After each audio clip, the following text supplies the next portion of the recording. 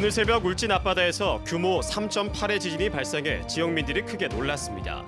지난 석 달 사이 동해안에서 3차례나 바다 지진이 잇따르면서 정부 차원의 원인 조사가 시급합니다.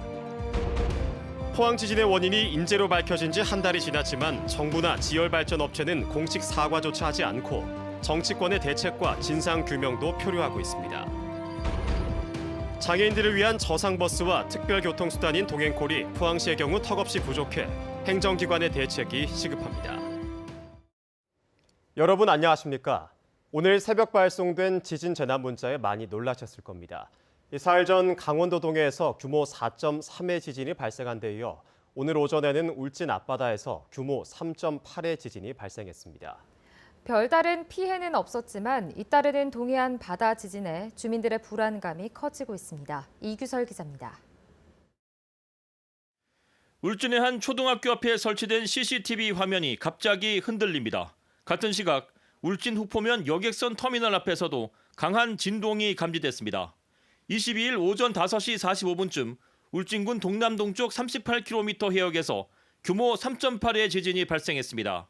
발생 깊이는 21km입니다. 진동은 울진과 영덕을 비롯한 경북 전역과 강원도 남쪽 지역에서 감지됐습니다. 울진까지 지진이 오는 줄 알았는데 깜짝 놀랐습니다. 느끼셨어요? 네. 방울이 덩덩덩덩했어요. 그래갖고 나는 손님이 아침 일찍 이걸 당기는 줄 알고 네. 눈을 뜨니까 또 한 1초 정도 있다가 그렇게 느꼈어요. 다행히 지진이 먼 바다에서 일어나 피해는 발생하지 않았고 울진 한울 원전에서도 지진 경보 기준인 0.01G에 크게 못 미치는 지진 계측값이 측정됐습니다. 우리 지역에 있는 원자력 시설에 대해서 안전 점검을 해서 이상이 없다는 통보를 받았습니다. 지난 2월 10일 포항 58km 해역에서 발생한 규모 4.0의 지진, 그리고 지난 19일 강원도 동해시 54km 해역에서 일어난 규모 4.3의 지진. 동해안에서 지진이 잇따라 발생하면서 주민들은 혹시나 더 큰 지진이 발생할 수도 있다는 불안감을 감추지 못하고 있습니다. 혹시 자꾸 지진이 나니까 또 더 큰 지진이 올까 싶어가 겁이 좀 많이 나기는 해요. 그래서 좀 걱정이 됩니다. 특히 이번에 지진이 발생한 울진 해역에서는 지난 2004년 5월 29일에도 규모 5.1의 지진이 발생한 것으로 확인됐습니다. 지진의 원인은 해저 단층. 동해안은 후포 단층과 동안 단층이 해안선을 따라 뻗어 있고 최근에는 영덕 앞바다에서 해저 단층의 활동이 활발해지고 있는 사실이 부산대 연구진 조사를 통해 확인되기도 했습니다. 남북으로 뻗어 있는 단층들이 여러 개가 형성되어 있는 해역이다라는 정도 이해하시면 되겠고요. 앞으로도 이 지역에서는, 이 해역에서는 큰 규모의 지진들이 발생할 가능성은 충분히 있다라고 이해를 하시면 되겠습니다. 잇따르는 바다 지진에 주민 불안이 커지고 있어 지진의 원인이 무엇인지 정부 차원의 정밀 조사를 통한 원인 규명이 필요해 보입니다. MBC 뉴스 이규설입니다. 해여름 동맹인 포항과 경주, 울산시는 오늘 상생협의회를 열고 대한민국 축구종합센터의 경주 유치를 위해 함께 노력하기로 했습니다. 세 도시는 결의문을 통해 경주는 전국 최고 수준의 축구 인프라와 함께 우수한 접근성과 쾌적한 기후를 갖춘 도시로 축구종합센터의 최적지라고 강조했습니다. 대한축구협회는 경주시 등 8개 지자체에 대한 현장 실사를 거쳐 다음 달 우선 협상 대상지 3곳을 선정할 방침입니다. 포항 지진이 난 지 1년 반, 인재로 밝혀진 지도 벌써 한 달이 넘었지만 변한 건 아무것도 없습니다. 국책사업으로 지열발전을 연구했던 정부는 제대로 된 사과조차 하지 않고 있고 시행업체는 적반하장격으로 연구 교수를 오히려 제소했습니다. 지방도시 포항을 무시하는 것 아니냐는 불만이 쌓여가고 있습니다. 김기영 기자가 보도합니다. 지열발전 실증 연구 사업을 주관한 넥스지오. 규모 5.4의 지진을 촉발해 포항 시민들에게 끝나지 않은 고통과 수천억 원으로 추정되는 재산 피해를 입히고도 공식 사과는 없습니다. 지난해 4월 사이언스지의 유발 지진 가능성을 제기한 교수를 자신들의 연구 자료를 도용했다며 오히려 연구윤리 위반으로 대학에 제소했습니다. 결국 김광희 교수는 대학 측으로부터 경고, 이진한 교수는 주의를 받았습니다. 30년 학문을 하면서 저는 학술적으로 윤리에 위반되는 사실을 한 적이 한 번도 없는데도 불구하고 윤리위원회에 가서 조사를 받는다는 것 자체가 저는 사실은 수치스럽습니다.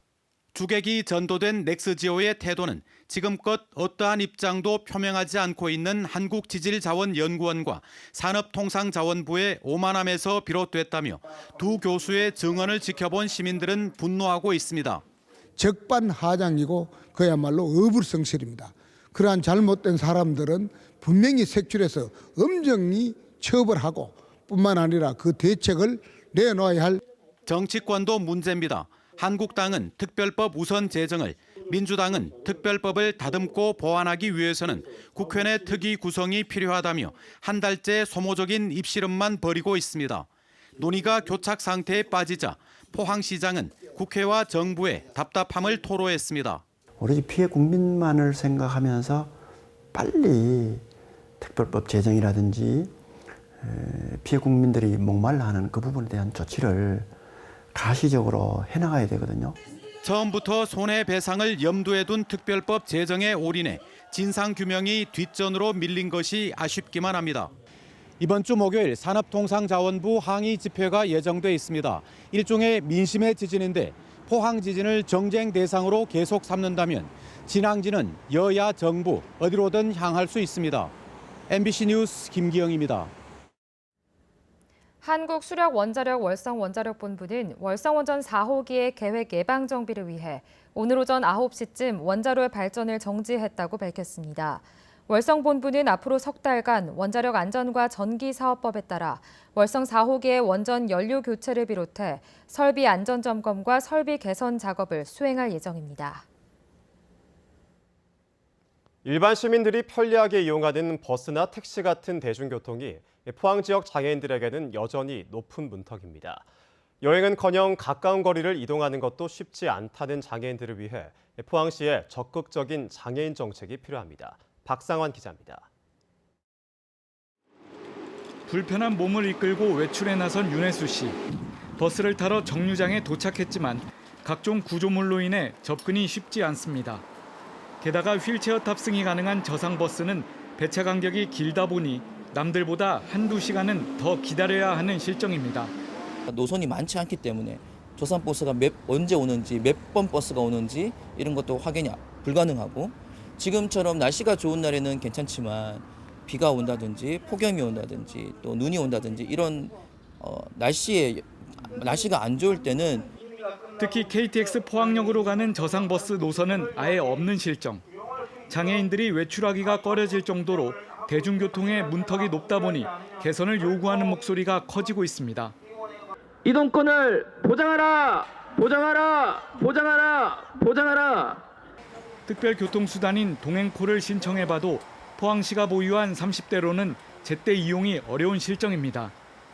포항시에서 운영 중인 버스 200여 대 중 저상버스는 현재 45대. 오는 7월 시내버스 67대 증차 계획과 함께 노선 개편이 예고된 만큼 이들은 저상버스 증차도 요구하고 있습니다. 언제나 문제는 장애인 당사자 혹은 부모, 가족들의 것으로 치부되었으며 이들이 좀 더 불편하고 좀 더 참고 좀 더 억압받는 형식으로 항상 풀리길 바래왔었다. 하지만 결국 그 무엇도 풀리지 않았다. 하지만 포항시는 대중교통 편의성 개선에 예산 투입이 어렵다는 입장입니다.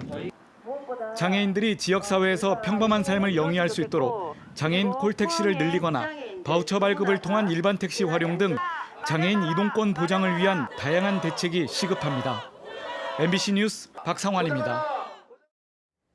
포항 운하를 오가는 포항크루즈가 탑승객 80만 명을 돌파했습니다. 포항크루즈는 2014년 3월부터 운항을 시작해 주말에는 1,500여 명, 주중에는 1,000여 명이 승선하는 관광 콘텐츠로 자리 잡았습니다. 포항크루즈는 경남 함안에서 관광 온 이순희 씨 가족에게 80만 번째 탑승 기념으로 기념품과 꽃다발을 증정했습니다. 경주시가 경주경찰서 이전 부지를 천북면으로 확정하고 행정 절차에 들어가자 반발이 커지고 있습니다. 중심상가 상인들은 의회를 항의 방문해 이전 부지 재선정을 촉구했고 의회는 논란 끝에 공유재산 관리 계획안을 표결 처리했습니다. 임재국 기자가 보도합니다. 임시회 개최 첫날 열린 경주시의회 문화행정위원회. 회의장 앞에서 시민과 상인 100여 명이 상임위원회 진행을 막았습니다. 상인들은 경주경찰서 이전 부지 확정으로 중심 상권이 몰락하게 됐다며 부지 선정을 철회하라고 촉구했습니다. 중심이 살고 그 다음에 외곽지가 살아는 방향 발전하는 방향으로 가야 되지. 안 그래도 지금 어려운 도심 전체에 경찰서라든가 이런 행정기관들이 빠져나간다면 결국은 같이 죽지 않았어야 되는 겁니다. 또 경주시가 공공청사 이전에 대해 시민들의 의견을 제대로 수렴하지 않았다며 청사 이전을 다시 논의해야 한다고 주장했습니다. 경찰서는 사실상 국가기관인데 경주시에서 해주고 말고가 없습니다. 그런데 왜 경주시가 앞장서서 땅을 시민들을 속여가면서 땅을 사가지고. 주민들의 반발 속에 의회는 상임위를 열어 경찰서 이전 부지 매입비 산정과 도시계획 변경 절차 등에 대해 치열한 토론을 벌였고 결국 찬반 투표로 공유재산 관리 계획안을 처리했습니다. 2019년도 공유재산 관리 계획 제2차 병행안은 원안 가결되었음을 선포합니다. 상임위 통과에 따라 경주시는 추경 예산을 확보해 청사 부지를 매입하고 옛 경찰서를 일부 철거하고 새로 고쳐 도시재생본부와 농림축산해양국 등을 이전 배치할 방침입니다. 300여 명의 직원들이 가고 2개국이 집행하는 총 사업비가 한 1,400억 정도 됩니다. 그러면 그 주변에 경제 활성화는 오히려 현재보다는 더 나을 것으로 그렇게 판단을 하고 있습니다. 한편 주석호 경주시 의원은 경찰서 이전을 반대하며 삭발식을 가졌고 의회 안건 처리에 대한 상인들의 반발도 커서 앞으로 경찰서 이전과 공공청사 재배치 과정에서 논란은 끊이지 않을 것으로 보입니다. MBC 뉴스 임재욱입니다. 경상북도 환동의 지역본부는 울릉군과 협의해 울릉도를 쓰레기, 플라스틱, 전봇대가 없는 깨끗한 섬으로 만들겠다고 밝혔습니다. 이를 위해 관광객과 주민을 대상으로 일회용 비닐과 플라스틱 컵을 쓰지 않도록 하고 자연 경관 보존을 위해 전선 지중화와 전봇대 없애기 사업을 벌입니다. 경상북도는 이 같은 친환경 정책이 울릉도를 유네스코 세계 자연유산으로 등재하는 데도 크게 도움이 될 것으로 기대하고 있습니다. 농촌진흥청 연구진이 산마늘과 섬숙부쟁이 등 울릉도 특산품인 산나물을 장기간 신선한 상태로 유통할 수 있는 기술을 개발했습니다. 연구진은 수확한 나물을 예비 냉장한 뒤 골판지 상자에 넣어 적정 온도로 냉장 유통할 경우 열흘 정도에 불과했던 신선도 유지 기간이 최대 25일까지 늘었다고 밝혔습니다. 기존 방식은 육지로 운송하는 과정에서 3주 정도 지나면 신선도가 떨어져 30에서 40%만 상품할 수 있었는데 신기술을 사용할 경우 상품화율이 80에서 90%까지 향상됐습니다. 오는 10월 제47회 신라문화제를 앞두고 경주시와 지역 문화예술단체들은 신라문화제 조직위원회 발대식을 개최했습니다. 조직위원회는 신라문화제를 내년에는 문화관광 우수축제로 도약시킨다는 계획 아래 10개 부문의 52개 행사를 개최하기로 했습니다. 경주시는 이를 위해 3개 팀 11명으로 실무팀을 구성하고 신라문화제 콘텐츠도 공모한 바 있습니다. 경북 동해안은 오늘도 따스한 날씨를 보였는데 내일도 맑고 포근한 날씨가 이어지다 저녁부터 비가 내리겠습니다. 이번 비는 모레 오전까지 이어지겠고 바람도 강하게 불겠습니다. 안수진 기상캐스터입니다. 오늘 길거리에는 반팔 차림하신 분들 심심치 않게 볼 수 있었는데요. 내일은 비 소식이 들어있어서 옷차림에 신경 쓰셔야겠습니다. 내일 오전에 남부 동해안을 시작으로 비가 내리겠고 오후가 되면서 북부 동해안과 울릉도 독도까지 확대가 되겠습니다. 이번 비는 모레 오전까지 이어지겠습니다. 예상되는 비의 양은 경북 동해안과 울릉도 독도에 10에서 40mm입니다. 내일 밤부터 모레 새벽 사이 돌풍을 동반한 천둥, 번개 치는 곳이 있겠습니다. 시설물 관리에 유의하시기 바랍니다. 자세한 내일 날씨 알아보겠습니다.